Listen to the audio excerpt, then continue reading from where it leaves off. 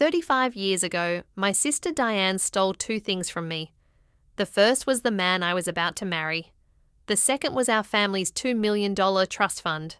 They vanished together, leaving me with nothing but my aging parents and the ruins of my life. Now here we were in the heavy silence of our late father's law office. She leaned across the mahogany table, her diamonds flashing. "Poor you," she whispered, still stuck in that old inn. "We've lived a full life." She had no idea our father's last will was not about forgiveness. It was an invoice long overdue. At 68 years old, you learn the difference between pain and its echo. The sharp agony of my sister's betrayal had faded decades ago. What remained was a quiet, steady resolve, a feeling that had settled deep in my bones. I sat straight in the stiff leather chair, my hands resting calmly in my lap. The air in the office was thick with the scent of old books and fresh grief, a smell I knew all too well. Beside me, my husband Samuel was a silent, solid presence. He didn't hold my hand. He didn't need to. His being there was enough. We had prepared for this day for years. The heavy office door opened and they walked in. Diane and Arthur. They wore their wealth like armour. Arthur, with his perfectly tailored suit, had the same easy smile he'd used to charm my parents into financial ruin. Diane's hair was a helmet of expensive blonde, her face a mask of careful preservation. They moved as if they owned the room, their confidence an invading force, displacing the sombre air with their entitlement. They offered me a nod that was more of a dismissal than a greeting. They took their seats opposite us. After a moment of vain sympathy for our father, Diane fixed her gaze on me, her eyes sweeping over my simple black dress. Her whisper, meant to sound like a private confidence, was loud enough for the entire room to hear. "It must have been so hard for you," she said, her voice dripping with false pity. "All those years just stuck in that dusty old inn while we were out there really living." I did not flinch. I did not give her the satisfaction of a reaction. The younger Eleanor would have shattered. The Eleanor of today simply met her sister's gaze and held it, letting the silence answer for her. There was no anger left, only a profound sense of finality. My eyes flickered to Samuel, a silent message passing between us. It has begun. In front of us, the lawyer, Mr. Gable, cleared his throat. He picked up the will, the crisp rustle of the pages sounding like the start of a countdown. As Mr. Gable began to read the preamble of the will, my mind drifted back 35 years to a summer that felt like a lifetime ago. The world was a brighter place then. Or maybe it was just my own youthful ignorance that painted it in such hopeful colours. At 33, I was the responsible daughter, the one who stayed close to home in our small coastal town in Maine. I managed the books for my father's hardware store, organised family holidays, and was the dependable rock my parents leaned on. My life was unfolding exactly as planned. I was engaged to a man I believed I loved, Arthur, and our wedding was just months away. My parents, both sensible people who had built their life on hard work and careful planning, wanted to secure our futures. That summer, they established the Wilson Family Trust. It was funded with $2 million, the entirety of their life savings, and the proceeds from selling attractive commercial land. It was a staggering sum, intended to provide for both me and Diane, ensuring we would never have to worry. I remember the day we all sat in this very same law office with a younger Mr. Gable, as my father explained his vision. "This isn't just money," he had said, his voice thick with emotion. "It's a foundation, a head start for your own families." My younger sister, Diane, had always been different. Where I was steady, she was a storm. She possessed a restless beauty and a charm that could disarm anyone. She had left our small town for the city years earlier, always chasing something bigger, something more exciting. Throughout our childhood, she had a habit of wanting whatever was mine, from a favourite doll to my circle of friends. I believed we had outgrown that childish rivalry. I was wrong. When I introduced her to Arthur, she was awesomeness in her praise. "He's so ambitious." "Eleanor, so sophisticated," she would say. I watched her laugh a little too loudly at his jokes, touch his arm a little too often. I dismissed it as Diane just being Diane. her natural charisma at work. Arthur, for his part, seemed to bask in the attention. He was a man who thrived on admiration, and my sister offered it in abundance. My trust in them was absolute. I was the older sister, the one who was supposed to be wise, but I saw nothing but what I wanted to see. I saw my fiancé, handsome and driven. I saw my younger sister, seemingly happy for my good fortune. I never saw the architects of my own ruin sitting right across the dinner table from me. The trust was meant to be our family's greatest act of love. Instead, it became the weapon they would use to sever me from my own life, leaving a wound that would take decades to heal. The memory was so vivid, it felt like yesterday. The shift was subtle at first, an insidious creep of change, disguised as helpfulness. It began a few months after the trust was established. During a family dinner, Arthur casually suggested that he could help my father manage the portfolio. He spoke of diversification and aggressive growth strategies, using a vocabulary that was both impressive and slightly intimidating to my parents.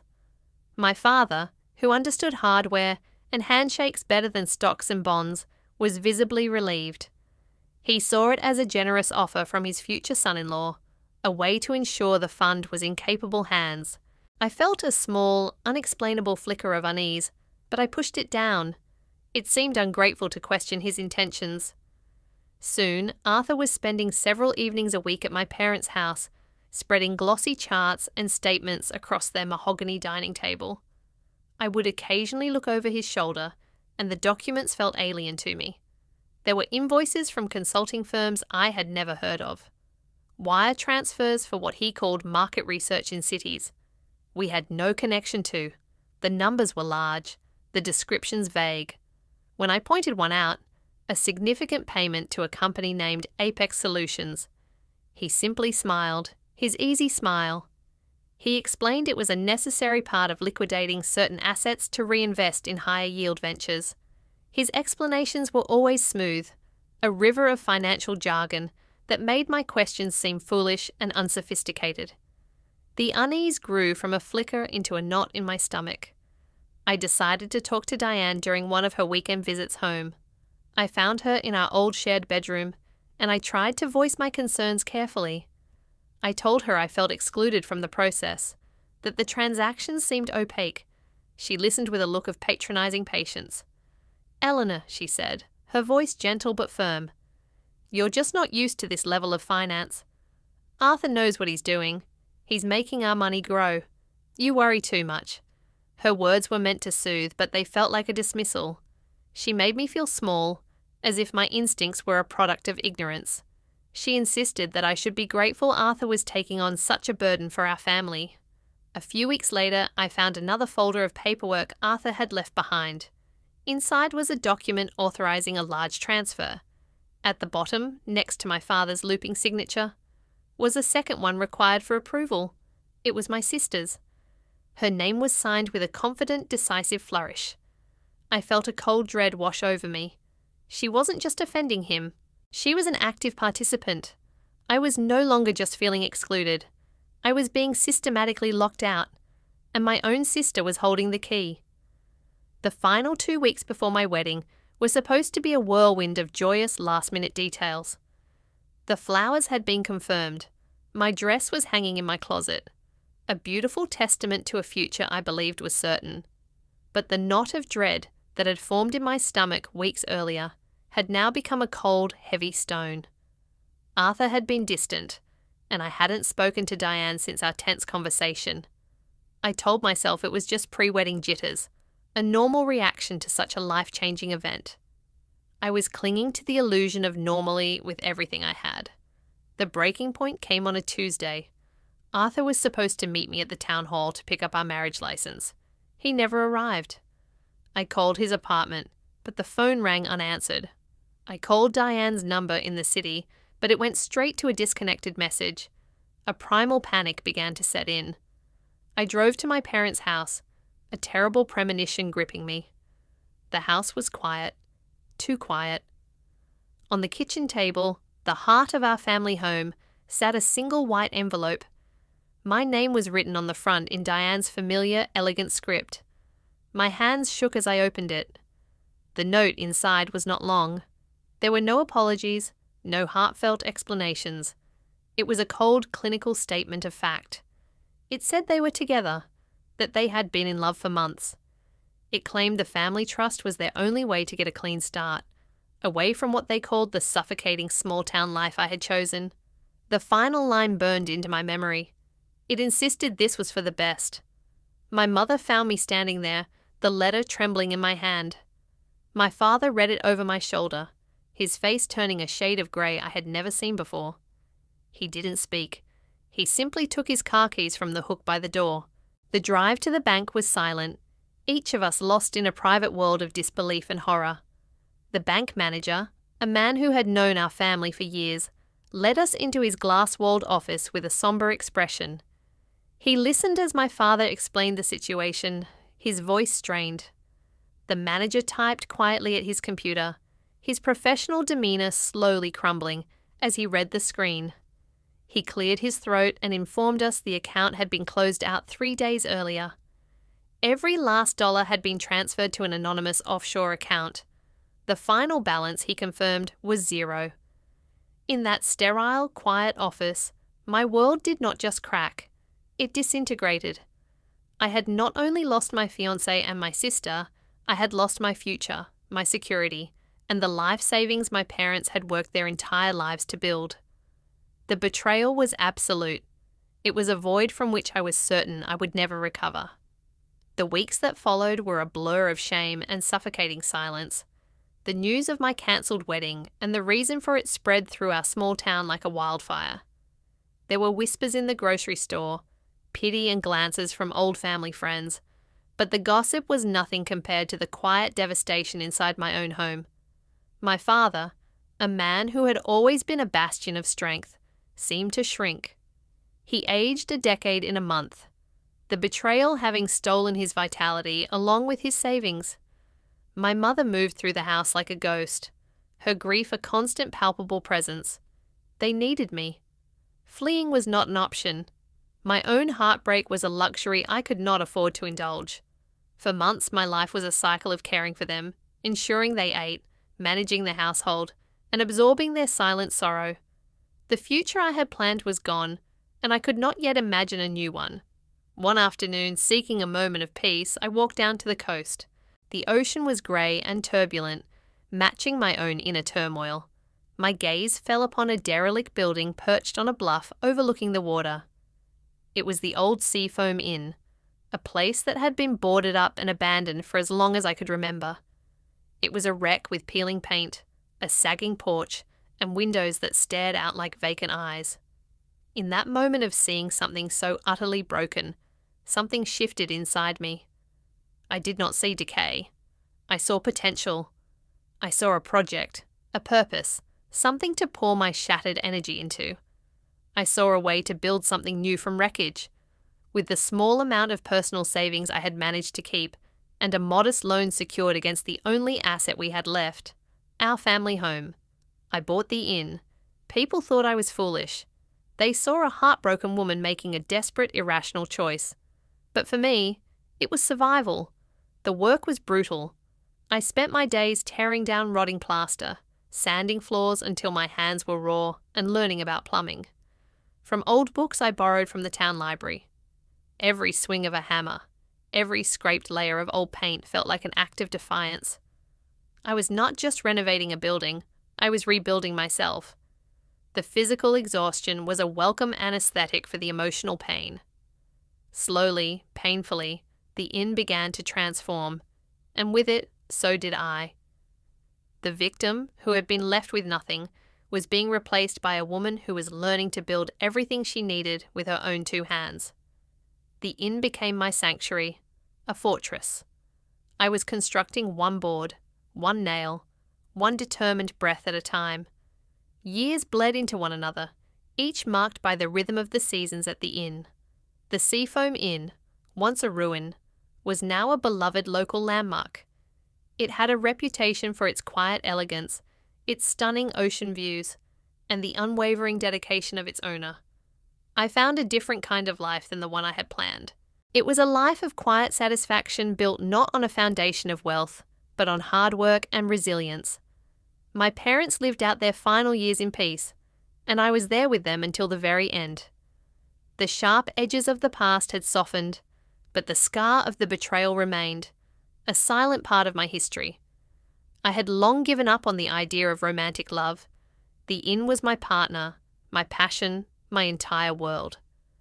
Then, one crisp autumn afternoon, a guest checked in who was different from the usual tourist. His name was Samuel. He was a man in his late 60s with kind, intelligent eyes and a calm, reassuring presence. He told me he was a forensic accountant, semi-retired, and was simply travelling the coastline for a few weeks before settling down for good. He was supposed to stay for 2 nights. He ended up staying for 2 weeks. We fell into a comfortable routine of long talks in the evenings, sitting in the inn's library overlooking the sea. I found myself telling him things I hadn't spoken of in decades. I told him about the inn, my parents, and eventually the story of the trust. I did not tell it with anger or self-pity, but as a simple statement of my past, like recounting a historical event. He listened without interruption, his gaze never leaving mine. He did not offer empty platitudes or easy reassurances. When I finished, he was silent for a long moment. Then he said something that struck me to my core. He told me that in his line of work, he had learned that financial records have a long memory. They don't forget. Even when people do, we were married a year later. A small, quiet ceremony on the inn's porch at sunset. It was a partnership of equals, a love built on mutual respect, and a deep, quiet understanding. One evening, months after we were married, he came to me with a folder. He had, with my permission, started looking into the old trust documents I had kept locked away. He told me he had found something, a thread.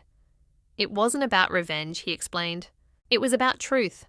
He believed a great injustice had been done, and he wanted to see the full picture. It was not a rescue mission. It was a quiet collaboration, a shared search for a truth that had been buried for over 30 years. For the first time, the faint, distant hope for justice began to feel like a tangible possibility. Mr. Gable's voice droned on, a low hum that faded into the background. As my mind returned to the present, the memories of the past 35 years had coalesced into a single sharp point of focus. I looked across the polished mahogany table at my sister. The years had not been entirely kind to Diane. Beneath the expensive makeup and the carefully styled hair, I saw fine lines of discontent around her eyes and a tightness around her mouth that her practiced smile could not quite conceal. Arthur, too, had changed. The charismatic charm of his youth had hardened into a brittle arrogance. He sat with his arm draped possessively over the back of Diane's chair, a king presiding over a kingdom he believed he had conquered. They were a portrait of smug satisfaction. They thought this meeting was a mere formality, the final act in a play where they had already won. They believed my father's death was simply an opportunity to collect whatever scraps might be left of the family estate. Their glances in my direction were filled with a condescending pity I found almost clinical in its cruelty. They saw a woman who had been left behind, who had settled for a small life while they had soared. They had no concept of the strength it had taken to stay, to rebuild, to care for the parents that they had abandoned. They saw my quiet life as a failure, a confirmation of their own superior choices. I felt Samuel shift slightly beside me. It was a minute movement, almost imperceptible, but I knew what it meant. It was a signal the time for quiet observation was ending. The years of our patient, meticulous work of piecing together a 35-year-old puzzle were about to culminate in this room.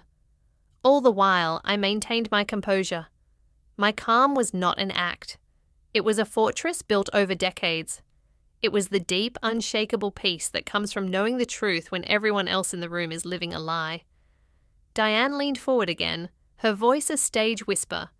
She spoke about their winter home in Florida, their recent trip to Europe. Every word was a carefully chosen barb, designed to highlight the chasm between our lives. She was not just speaking to me. She was performing for Arthur, for the lawyer, for the ghost in the room, reinforcing the narrative she had told herself for years. the narrative where she was the victor. I simply watched her, my expression unreadable. I felt like an audience member watching the final scene of a tragedy, knowing the devastating plot twist that the characters on stage could not yet see. The storm was here, and they were basking in the sunshine, completely unaware of the reckoning that was about to break over their heads. Mr. Gable adjusted his glasses, his gaze sweeping over the four of us before settling on the document in his hands. He began to read in a slow, deliberate cadence, detailing the disposition of my father's personal effects. His fishing boat, his collection of antique tools, they were small, sentimental bequests to cousins and old friends. Diane shifted impatiently in her chair, her polished fingernails tapping a restless rhythm on the mahogany table. She was waiting for the main event, the part where the real assets were divided. Then Mr. Gable paused. He took a sip of water, and the small sound seemed to echo in the profound silence of the room. He turned to a new page, one that was visibly different from the others. It was a single sheet of stationery filled with my father's familiar, strong handwriting. "This, Mr. Gable said, his voice taking on a new weight, is a cautel, a final instruction written by your father himself just 3 months ago." He began to read my father's words aloud to my daughter Diane. The lawyer's voice was now just a vessel for my father's. It felt as if he were in the room with us. 35 years ago you chose your path. Today I am giving you one final opportunity to face the truth of that choice. Diane's expression faltered, the smug confidence replaced by a flicker of confusion. Arthur sat up straighter, a defensive posture settling over him. The letter continued. "I have always believed that truth, no matter how long it is buried, will eventually find its way to the light. Therefore, in accordance with my final wishes, I will now yield the floor." Mr. Gable looked up from the page, his eyes moving directly to my husband. "I hereby instruct my legal counsel to defer to my son-in-law Samuel, who has at my personal request prepared a special financial statement for this occasion."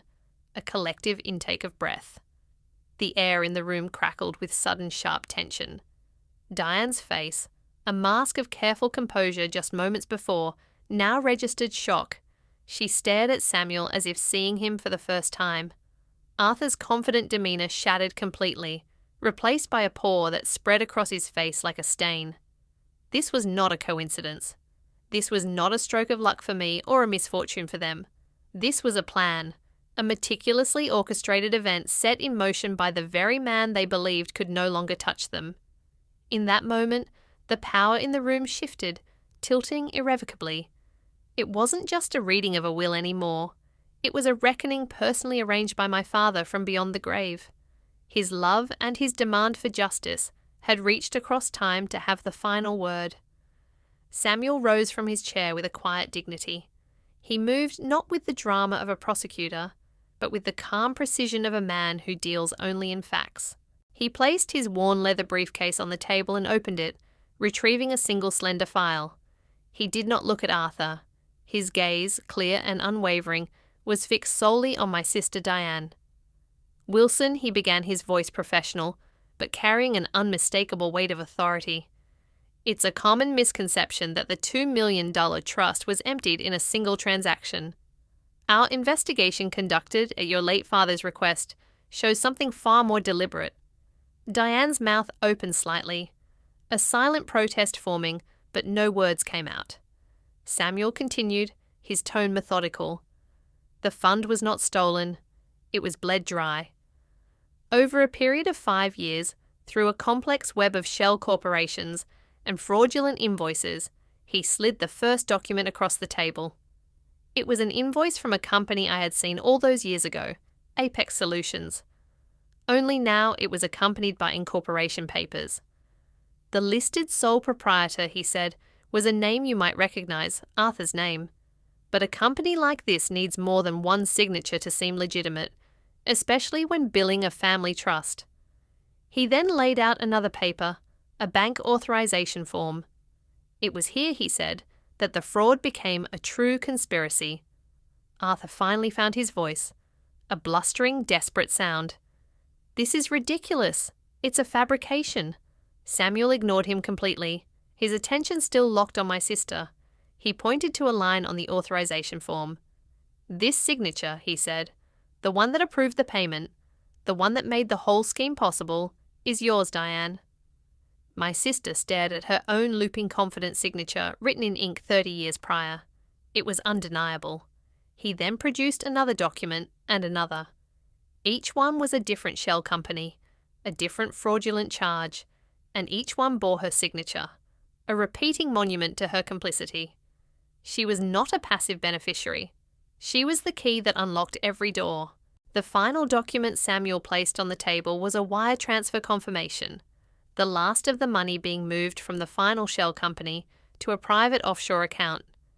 "This single transaction," he said softly, "was for you and Arthur to begin your new life." He looked back at Mr. Gable, the lawyer, as if on cue, cleared his throat, and read the final line of my father's handwritten note. Therefore, he read all remaining assets of my estate, including all real estate, and most importantly, the full legal authority to pursue criminal and civil prosecution for all fraudulent activities committed against my family's assets. I bequeath entirely to my daughter, Eleanor. The room was utterly silent. The only sound was the frantic, shallow breathing of my sister. Justice had not just been revealed. It had been delivered, wrapped in a will, and placed directly, unequivocally, into my hands. The silence that fell in the room was heavier than any sound. It was the sound of a 35-year-old lie collapsing under its own weight. Diane stared at the documents on the table. Her face, a canvas of disbelief that slowly curdled into pure raw terror. The carefully constructed world she had built, the one she had boasted about just moments before, had been dismantled in less than 5 minutes. She made a small choking sound, a wounded animal noise that came from deep within her chest. Arthur, stripped of his blustering confidence, looked like a cornered man, his eyes darting between Samuel, the lawyer, and the door, searching for an escape that did not exist. His empire was a house of cards, and the final card had just been pulled. Mr. Gable, his duty performed, spoke with a calm finality. "I believe our business here is concluded," he gestured toward the door. A silent, unequivocal dismissal. Arthur stood up abruptly, knocking his chair back. He pulled a stunned, unresisting Diane to her feet. He shot me a look of pure, venomous hatred, a look that no longer held any power over me. They walked out of the office, not as the wealthy, sophisticated couple who had entered, but as two diminished figures exposed and ruined. The heavy door clicked shut behind them, sealing their fate. Mr. Gable slid the final documents across the table toward me.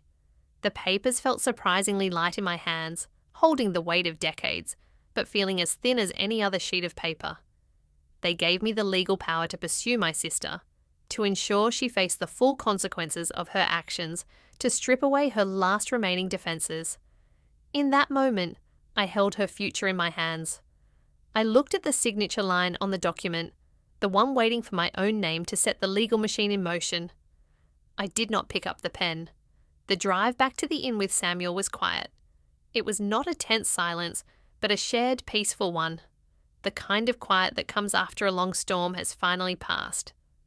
When we arrived, I walked through the familiar rooms of the inn, the place I had built from nothing. I ran my hand along the smooth, worn wood of the front desk. I breathed in the faint, clean scent of salt and old wood. This was real. This was mine. I went to my favourite room, the one with the large bay window that looked out over the endless expanse of the Atlantic. I watched the waves roll in, steady and eternal, washing the shore clean again and again. I felt the anger, the resentment, the deep aching pain that had been my silent companion for so many years finally begin to recede. It was not the sharp, triumphant joy of revenge I felt. It was something deeper, calmer. It was peace. The truth had been spoken. My father had been honoured. My own name had been cleared. The power to prosecute was mine. But the greater power was the freedom to not let their story be the final chapter of my own. I had the right to choose, and I chose to turn my face toward the open ocean, toward the rest of my life. Yes, you should absolutely include an audience interaction segment. It is crucial for engagement and building a loyal community.